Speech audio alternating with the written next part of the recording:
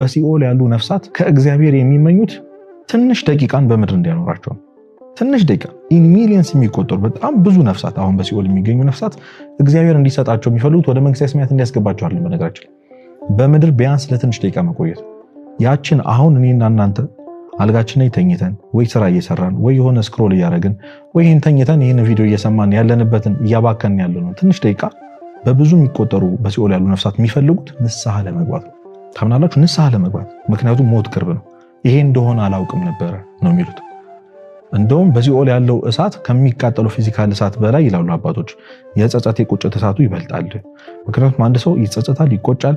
የሆነ ነገር ልናገኝ ስንል ባለማግኘታችን ያንን እድል ያንን ሁኔታ ባለመጠቀማችን ለብዙ ጊዜ ልንቆጭ እንችላለን። ግን አመት ሙሉ አንቆጭም፣ አመት ሙሉ አንጸጸትም። ስለዚህ ከሆነ ጊዜ በኋላ ያ ጸጸት ይጠፋል። በሲኦል ያለችው የጸጸት እሳት ግን ለዘላለም እያቃጠላችን ትኖራለች።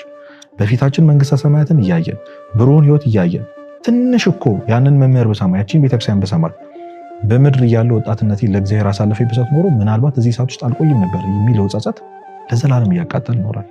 መቼም ይህንን ህይወት ለዘላለም መኖር የሚፈልግ ሰው የለም። ስለዚህ ዓለም ጠፊ ናት። አሁን የምታስቡት ለማግኘት በጣም እንሯሯጥለት ዝና ይጠፋል። እግዚአብሔር ፊት ምንም ስም የለውም። ይሄ ሁሉ ሰዎችን አስቀይመን ወንጀል ሰርተን ኃጢአት ሰርተን ከእግዚአብሔር ርቀን የሥራ ጉዳይ ነው የእንጀራ ጉዳይ ነው ብለን ቤተክርስቲያን እግዚአብሔርን አስቀይመን ያገኘነው ሀብት ተከትሎን እግዚአብሔር ጋር ሄዱ። ለብዙ ጊዜ እግዚአብሔርን የተውንለት ትምህርት ዲግሪያችን ማስተርሳችን መንግስተ ሰማያት ያስገባን። ስለዚህ ይሄ ህይወት እዚህ ህይወት ላይ በጣም ማተር የሚያደርገው በዚህ ምድር ላይ ኖር ነው የንስሐና የሥጋው ደም ህይወት ነው። ዓለም ትጠፋለች። ምናልባት ነገ፣ ምናልባት ከነገ ወዲያ፣ ምናልባት ደግሞ አሁን። ለዛ ነው ቅዱስ ጳውሎስ የመዳን ቀን ዛሬ ነው ከዛሬም አሁን ነው ያለው። ስለዚህ ዓለም ጠፊ እንደሆነች አስበን ከዚህ ህመም ከዚህ ጠባሳ ተላቀን ልንኖር ግድ ይላል።